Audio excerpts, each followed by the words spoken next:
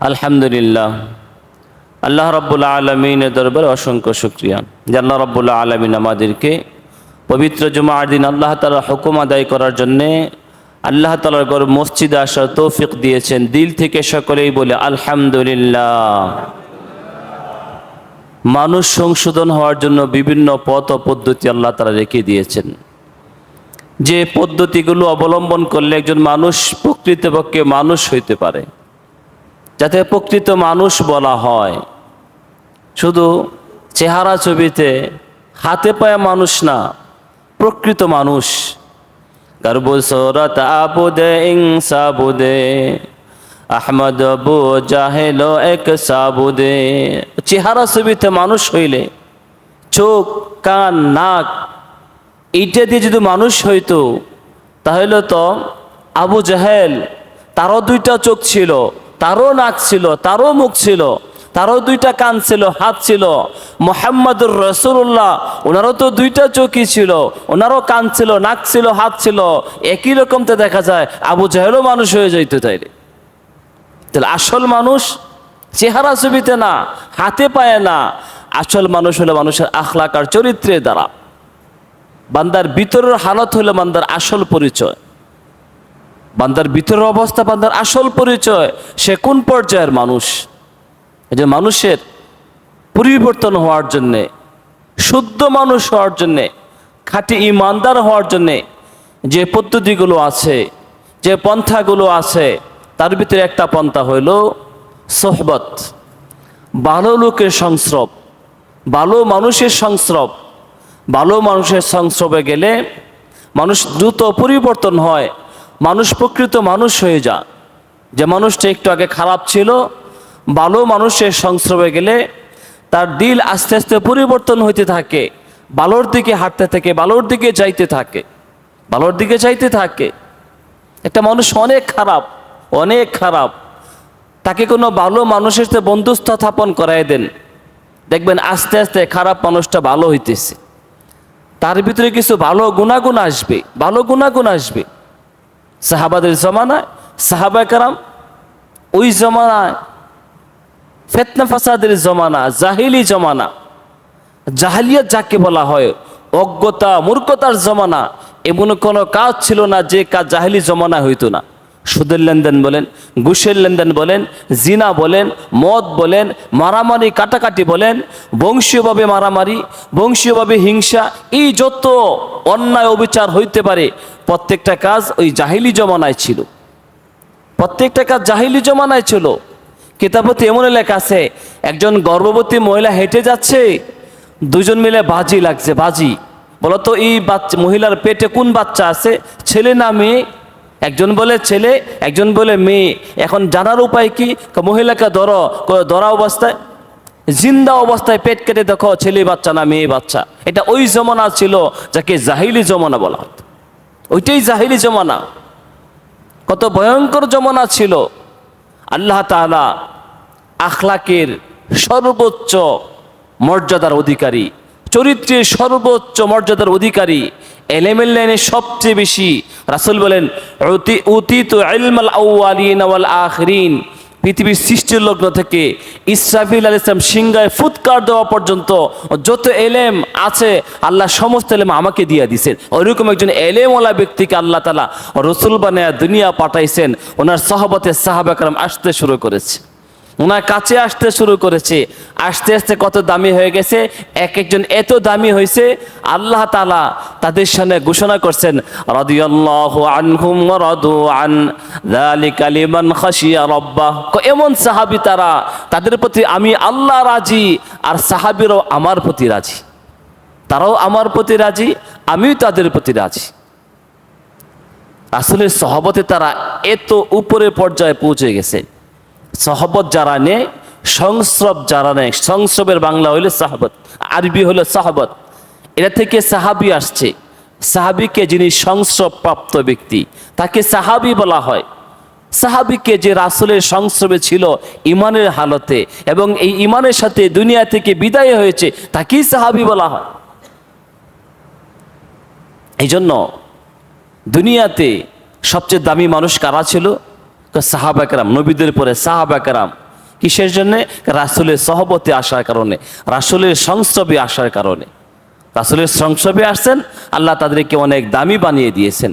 যে দামি হওয়ার জন্যে, প্রকৃত মানুষ হওয়ার জন্যে, একজন শুদ্ধ মানুষ হওয়ার জন্যে যে পদ্ধতিগুলো আছে, একটা শক্তিশালী পদ্ধতি হলো কোনো ভালো লোকের সংস্রব। ভালো লোকের সংস্রবে যাওয়া, তার কাছে যাওয়া, তার কাছ থেকে কোনো কিছু জানতে চাওয়া, তার কাছে দেখে দেখে শিক্ষা করা, তাকে দেখে দেখে শিক্ষা করা, এটা মানুষ শুদ্ধ হওয়ার একটা পদ্ধতি। হযরতে শেখ সাদি রহমতুল্লাহ আলাই উনি কবিতা লিখছেন, গোলে খুশবু ইয়াদর হাম্মামে রোজে, গোলে খুশবু ইয়াদর হাম্মামে রোজে, রসিদ আজ দস্তে মাহবুবে বদুস্তম, বদু গুফতম কে মশকে ইয়া আবিরি, কে আজবুয়ে দিলাবিজে তুমস্তম, বগুফতামান কে গুলে না চিজে বোদম, ও লেকিন মুদ্দতে বা গুল নশস্তম, जमाले हम नशिंदर मन असर करद अगर नामन हुमा खाकम के हस्तम। শেখ সাদি রহমতুল্লাহ বলেন, আমি একদিন গোসলখানায় গেলাম। গোসলখানায় যেয়ে দেখি মেশকে আম্বরের সুঘ্রাণ আসতেছে। কোথায় থেকে সুঘ্রাণ আসছে?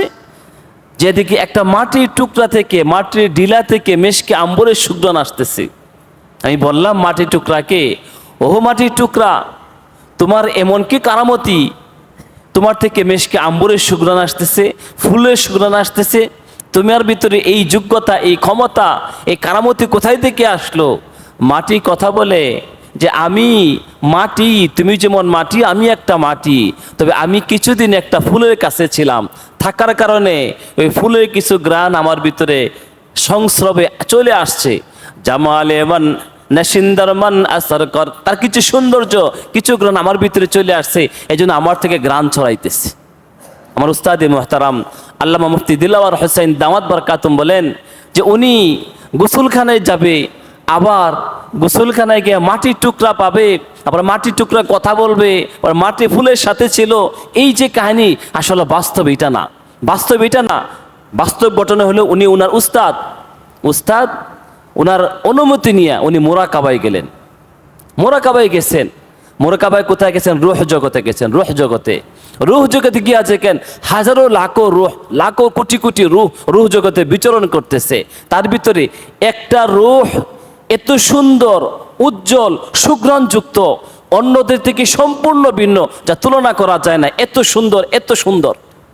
উনি বলেন, আমি আস্তে আস্তে তার কাছে গেলাম, কাছে গিয়ে জিজ্ঞাসা করলাম, ও গো রুহ, তুমি তো অন্য রুহের মতো একটা রুহ, কিন্তু তুমি এত সুন্দর কেন, এত নুরানি কেন, এত সুঘ্রাণযুক্ত কেন, তোমার ভিতরে এই নুরানিয়ত, এই সুঘ্রাণ কোথায় থেকে আসলো? উনি বলে, আমি তো একটা রুহ, কিন্তু আমি কিছুদিন একটা দামি রুহের সাথে ছিলাম। সেই দামি রুহটাকে, এই রুহটাকে, এই রুহটা হলো যেটা নুরানি, সুন্দর, সুঘ্রাণযুক্ত, এটা সিদ্দিক আকবরের রুহ। সুবহানাল্লাহ, সিদ্দিক আকবরের রুহ। বলে উনি বলতেছে যে আমি কিছুদিন একটা ফুলের সংস্রবে ছিলাম, কে সেই ফুলকে আকায়ে নামদার, তাজদারে মদিনা, মুহাম্মাদুর রাসূলুল্লাহ, সকলে বলি সাল্লাল্লাহু আলাইহি ওয়াসাল্লাম, ওনার সহবতে কিছুদিন ছিলাম। থাকার কারণে মুহাম্মাদুর রাসূলের কিছু গ্রাণ আমার ভিতরে আছে, কিছু রং আমার ভিতরে আছে, কিন্তু নুরানিয়ত আমার ভিতরে আসছে। আসার কারণে আজকে যদি আমার শরীর তো মাটি হয়ে গেছে, কিন্তু রুহের ভিতরে সেই নুরানিয়ত রয়ে গেছে, এই সুগ্রাণ রয়ে গেছে, এখনো সেই কারামতি রয়ে গেছে রুহের ভিতরে। তাহলে এত সংস্রব কিসে, এত দামি কিসের দ্বারা? সহবতের দ্বারা, সংস্রবের দ্বারা। তো মানুষ শুদ্ধ হওয়ার জন্যে, প্রকৃত মানুষ হওয়ার জন্যে একটা পদ্ধতি হলো সংস্রব, সুহবত। আল্লাহ বলছেন, ইয়া আইয়ুহাল্লাযীনা আমানুত্তাকুল্লাহ ওয়া কুনু মা'আস সাদিকিন। ও ঈমানদারেরা, আল্লাহ যত কোনো কথা বলেন প্রথমে সম্বোধন করেন ইয়া আইয়ুহাল্লাযীনা আমানু, ও ঈমানদাররা। অর্থ মানুষকে দৃষ্টি আকর্ষণ করা, মানুষকে গুরুত্ব বাড়ানো, মানুষের কর্ণ করে যেন আওয়াজটা যায় পৌঁছে, মানুষ যেন বুঝে আল্লাহ তাআলা আমাদের জন্য কোনো একটা গুরুত্বপূর্ণ কথা বলতেছেন। আল্লাহর প্রত্যেকটা কথা গুরুত্বপূর্ণ, এমন কোনো কথা নাই যারা গুরুত্বহীন। প্রত্যেকটা কথা গুরুত্বপূর্ণ। এর ভিতরে মাঝে মাঝে দুই একটা কথা বেশি গুরুত্ব দেওয়ার জন্যে, বেশি মজবুতভাবে শুনে এবং আমল করার জন্য কিছু শব্দ ব্যবহার করছেন। তার ভিতরে ইয়া আইয়ুহাল্লাযীনা আমানু, ও ঈমানদাররা, ইত্তাকুল্লাহ, আল্লাহকে ভয় করো, ওয়া কুনু মা'আস সাদিকিন, নেককার ব্যক্তিদের সাথে থাকো, নেককার ব্যক্তিদের সঙ্গী হও, ভালো মানুষের সঙ্গী হও, খারাপ মানুষ না ভালো মানুষের সঙ্গী হও। ওয়াকুনু মা'আস সাদিকিন, ভালো মানুষের সঙ্গী হও, ভালো মানুষের সহবত নেও, তাদের সংস্রব গ্রহণ করো। কি হবে? তুমিও আস্তে আস্তে পরিবর্তন হবে। এজন্য কবি বলেন, সহবতে সালেহ তোরা সালেহ কুনাত, সোহবতে সালেহ তোরা সালেহ কুনাত, সোহবতে তালেহ তোরা তালেহ কুনাত। ভালো মানুষের কাছে গেলে ব্যক্তি আস্তে আস্তে ভালো হয়, তার ভিতরে ভালো কিছু গুণ তৈরি হয়। খারাপ লোকের কাছে গেলে আস্তে আস্তে ব্যক্তিরা খারাপ হয়ে যায় এবং তার ভিতরে খারাপ কিছু তার চারিত্রিক কিছু দোষ তৈরি হয়ে যায়। অটোমেটিক আসতে থাকে। একজন ব্যক্তি ভালো, অনেক ভালো, সে কিছু বিড়ি খাওয়া মানুষের সাথে মিশতেছে, সিগারেট খাওয়ার মানুষের সাথে মিশতেছে, আস্তে আস্তে তার ভিতরে ওই সিগারেটের খাওয়ার একটা অভ্যাস তৈরি হয়ে যাবে, অটোমেটিক তৈরি হয়ে যাবে। কেমনে তৈরি হবে? খারাপ লোকগুলোই ভালো জানে তার ভিতরে তাকে কিভাবে তার মতো বানাইতে হবে, কিভাবে বানাতে সেই ভালো জানে। আস্তে তার দিকে টানতেছে, আসো একটা টান দাও, প্রথম দিন একটা টান দাও, পরে দুইটা টান দাও, আস্তে আস্তে বাস সিগারেট খাওয়া অভ্যস্ত হয়ে গেছে। গাঞ্জাখোরের সাথে চলতে শুরু করছে, আস্তে আস্তে ভালো মানুষটা গাঞ্জাখোর হয়ে গেছে। নামাজি মানুষটা বেনামাজির পিছিয়ে ঘুরতে শুরু করেছে, আস্তে আস্তে নামাজি মানুষটা বেনামাজি হয়ে গেছে। একজন ইমানদার বেঈমানের সাথে ঘুরতে শুরু করছে, আস্তে আস্তে ইমানদার মানুষটা বেঈমান হয়ে যায় আস্তে আস্তে। সুহবত সংস্রব মানুষকে খারাপের দিকে নিয়ে যা, ভালোর দিকে নিয়ে যা।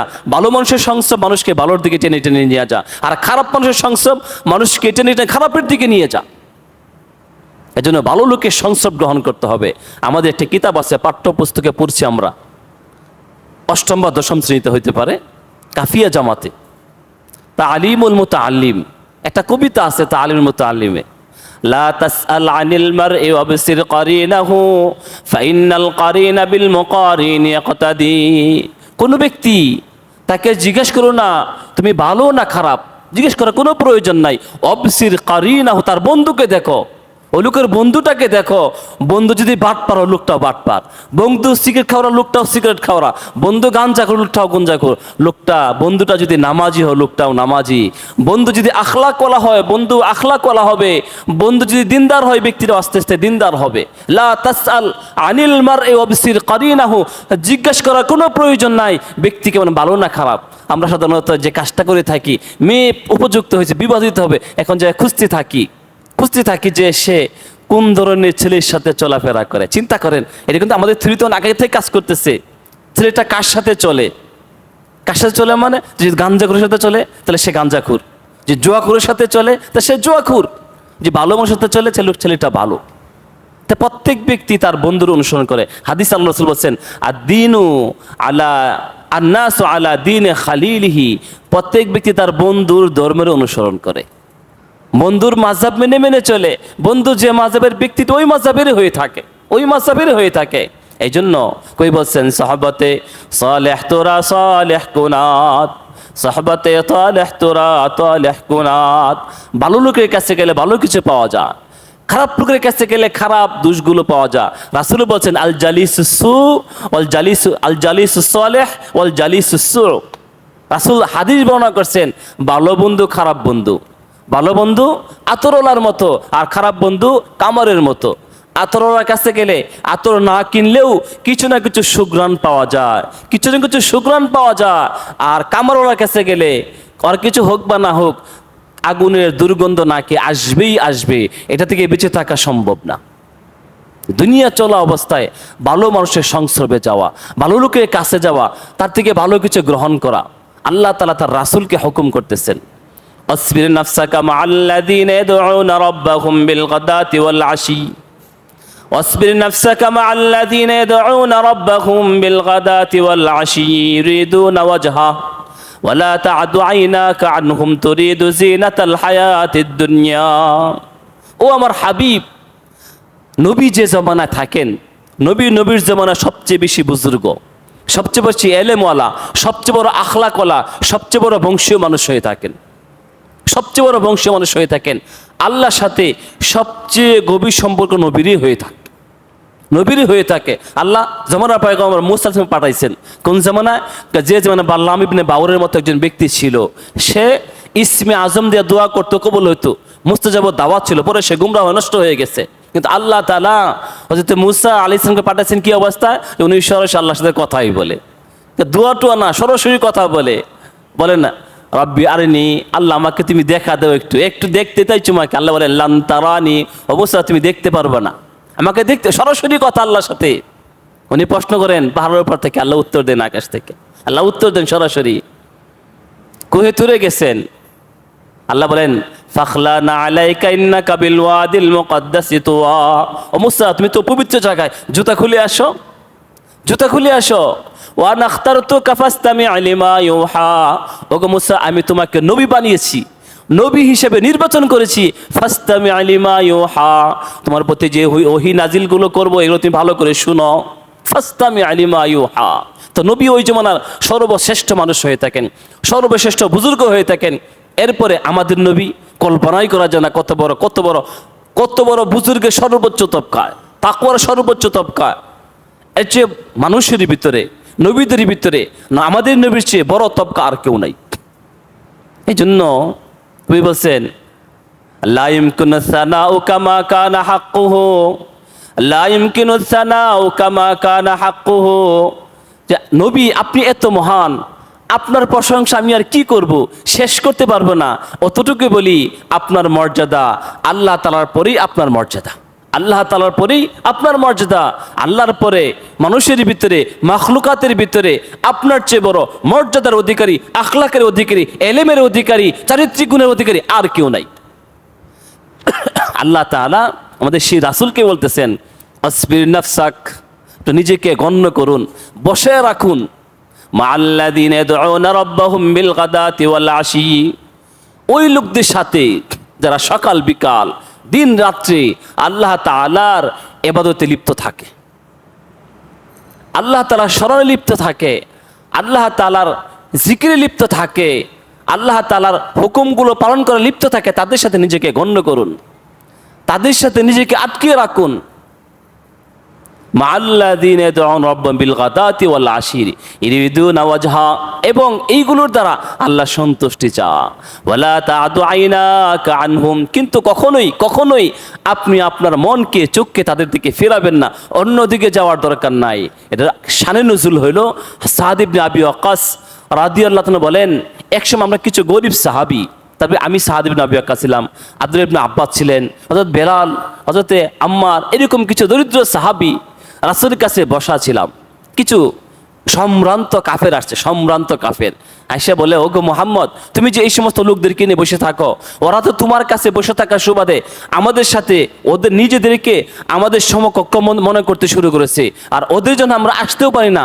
ওদেরকে তুমি জায়গা থেকে তাড়িয়ে দাও, তোমার কাছ থেকে তাড়িয়ে যাও, তখন আমরা তোমার কাছে আসবো।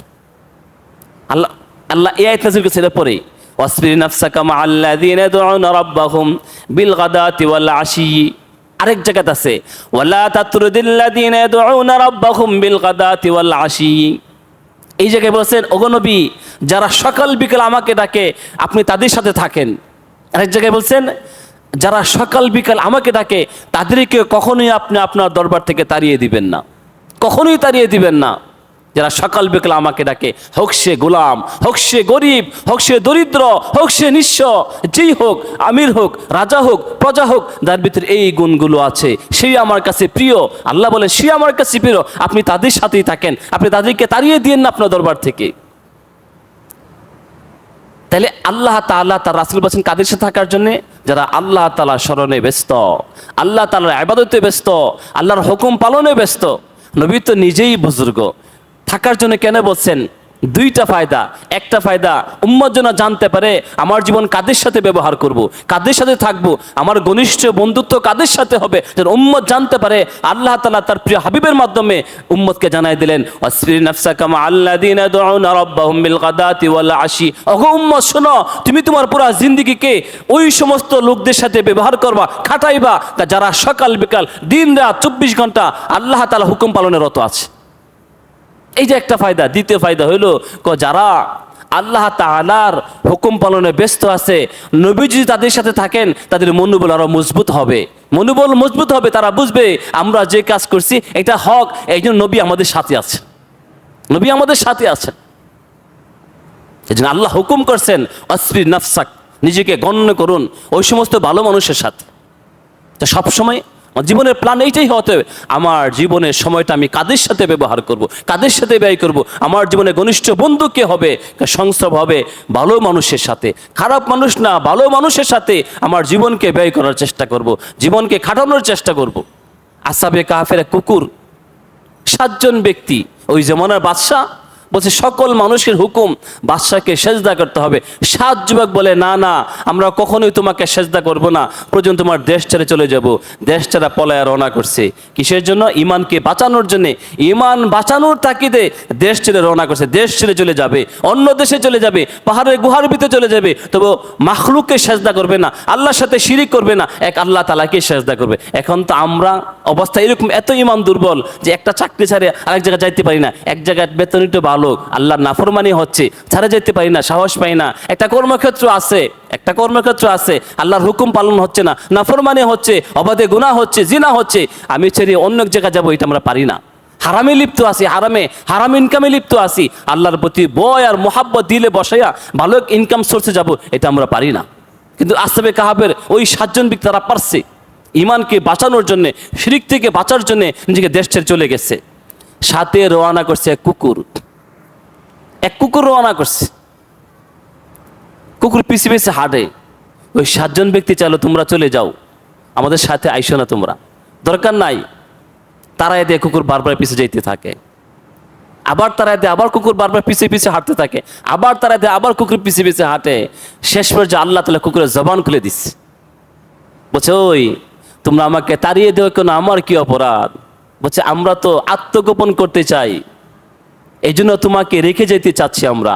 দেখো তোমরা যে জন্য আত্মগোপন করতে চাও, তোমরা যার কাছে ফিরে যেতে চাও, যার কাছে নিজেকে সুপর্দ করতে চাও, আমিও ওই ব্যক্তিকেই চাই, আমি ওই জায়গায় যেতে চাই।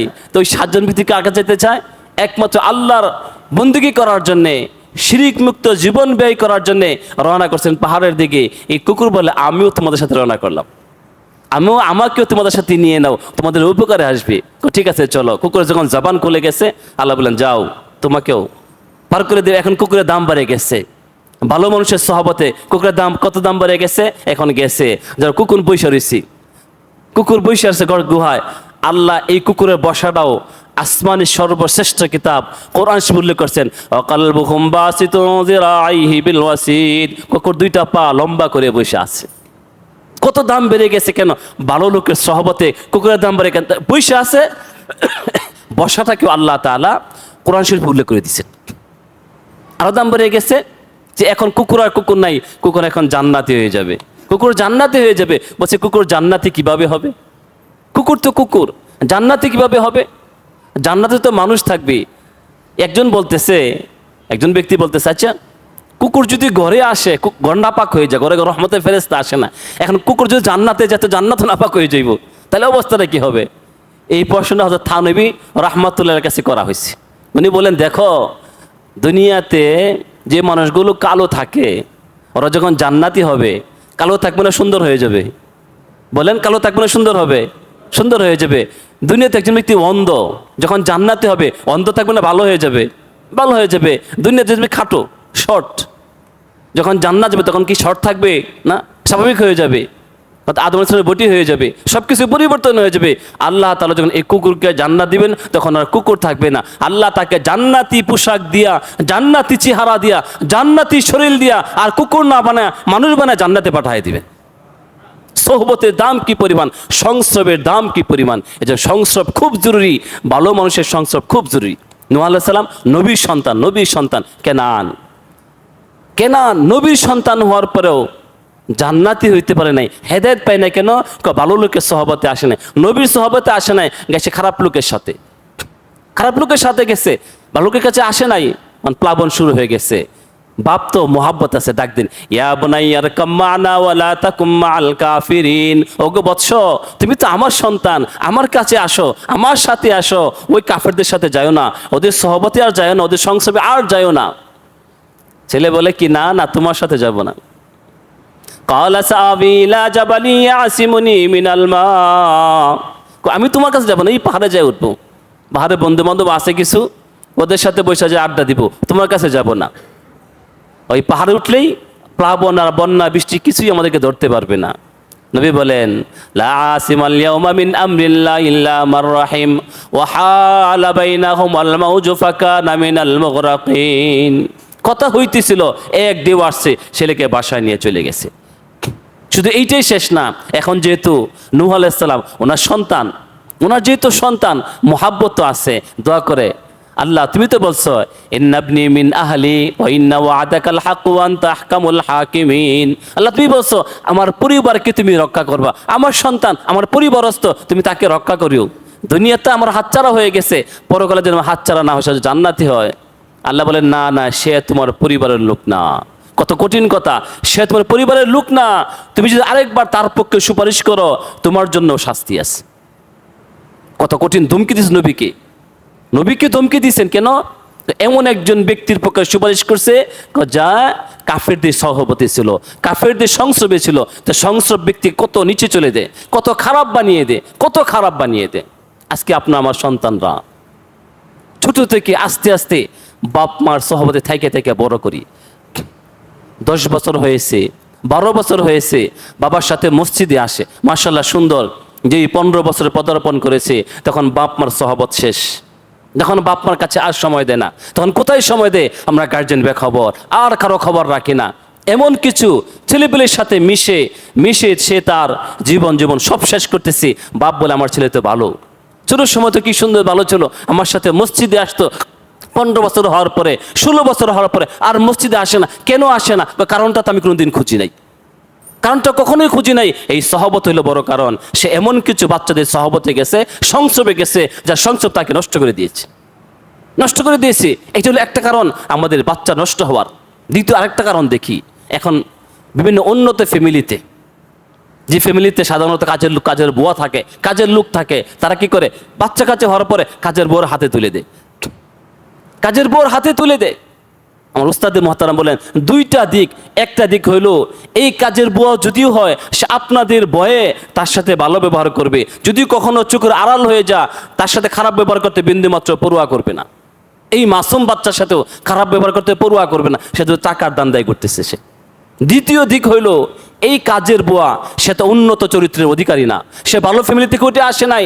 তার চরিত্র আপনার যে ফ্যামিলি স্ট্যাটাস, যে অবস্থান, কখনোই এটার সাথে ম্যাচিং হবে না, সমান হবে না। আপনি আপনার সন্তানকে যে উন্নত চরিত্র শিখাইতে পারবেন, আপনার ঘরের কাজের বুয়া কখনো আপনার সন্তানকে ওই চরিত্র শিখাইতে পারবে না, কখনো সেই আদব দিতে পারবে না, কখনোই শিষ্টাচার তাকে শিখাইতে পারবে না। এই জন্য আমাদের ছেলে মেয়েগুলো অভদ্র হইতেছে, এই জন্য অভদ্র হচ্ছে। ছেলে মেয়েকে ছেড়ে দিয়েছি, ছোট অবস্থা ছেড়ে দিয়ে কোথায় ছাড়ছি, কার হাতে ছাড়ছি, একবারও খবর রাখি না। তার চরিত্রের অবস্থা কি, যার হাতে আমি দিলাম, সে কি উন্নত চরিত্রের অধিকারী নাকি খারাপ চরিত্রের অধিকারী? এই জন্য ছোট বাচ্চা হওয়ার পরেই তার ওই বিষয়টা খেয়াল করতে হবে, আমার ছেলে কার হাতে লালিতে পালাতে হচ্ছে। হাসান বসরি রহমতুল্লাহ আলাই, ওনার মা হলো কাজের বুয়া, নবীর পরিবারের কাজের বুয়া। নবীর স্ত্রী উম্মে সালমা রাদিয়াল্লাহু তাআলা আনহা, ওনার কাজের বুয়া হলো হাসান বসরির মা, আফ্রিকান মেয়ে। কিন্তু লালিত পালাতে হচ্ছে নবীর ঘরে। যখন কাজ করতে থাকে, যেহেতু নবীর পরিবার তো নবীর পরিবারই, এর চেয়ে আখলাকওয়ালা ভদ্র পরিবার হইতে পারে না। ছোট বাচ্চা যেহেতু কাঁদতে থাকে, তখন উম্মে সালমা রাদিয়াল্লাহু তাআলা আনহা তার কান্নাকে থামানোর জন্য কুলে নেন, কুলে নিজের স্তন তার মুখে দেন। এই যে নবীর সহবত পাইছেন, উম্মে সালমা রাসূলের সহবত পাইছেন, আর হাসান বসরি উম্মে সালমার সহবত পাইছেন। সহবত পাওয়ার পর আস্তে আস্তে নবীর লালিত পালিত হচ্ছে। তখন অবস্থা কি হয়েছে, এত বড় আলেম হয়েছে, এত বড় বুজুর্গ হয়েছেন। ওই সময় উনি সবচেয়ে বড় আলেম, সবচেয়ে বড় বুজুর্গ হয়েছেন। কিসের বরকতে? হযরতে উম্মে সালমার সহবতের বরকতে।